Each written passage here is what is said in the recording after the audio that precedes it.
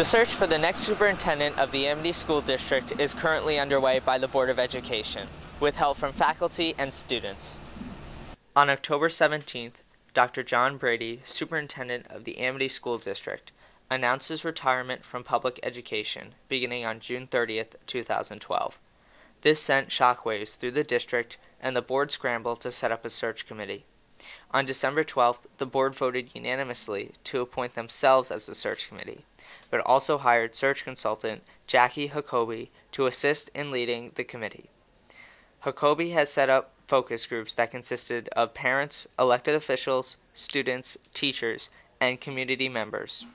The focus groups are intended to give the board more input on what the Amity community would like to see in its next superintendent. David Sampoli, a student who served on one of the many focus groups, described the group as a place where we could help narrow the search down. There were 3 topics that we talked about, what we wanted to see improvement, what we thought was good, and what we thought about the school in general, what we thought were some strong points for the school in general.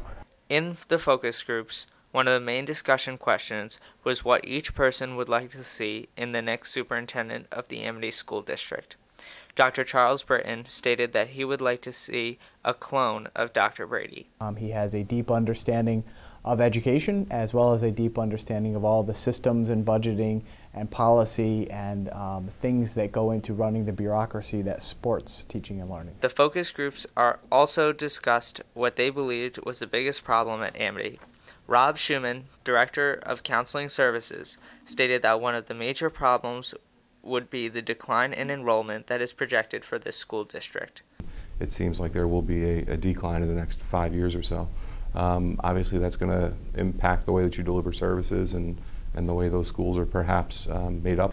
Another focal point that many people would like to see continue when the next superintendent takes office is the ongoing and open communication between the Amity community and the superintendent. Amity math teacher and Amity Education Association president Deb DeMayo stated that she would like to see the open lines of communication between the faculty and administration remain open. Dr. Brady has been excellent in terms of keeping open lines of communication with us. He shares concerns with us. I feel we're able to share concerns back with him. It's a very good working relationship, and I hope that that continues with the next superintendent. In addition to what people would like to see in the next superintendent, Dr. Brady reflected on his almost 8 years here at Amity and his accomplishments. Although humble, Dr. Brady felt that one of his biggest accomplishments was the rebuilding of the auditorium. But I didn't really want it to be an auditorium. I wanted it to be a theater, have the feel of a theater. And I think when you walk in that space, you do have the feel of a theater. Dr. Brady would like to have completed more while at Amity, like the construction of a black box theater, even though Dr. Brady convinced the board to set up a fund for this construction project.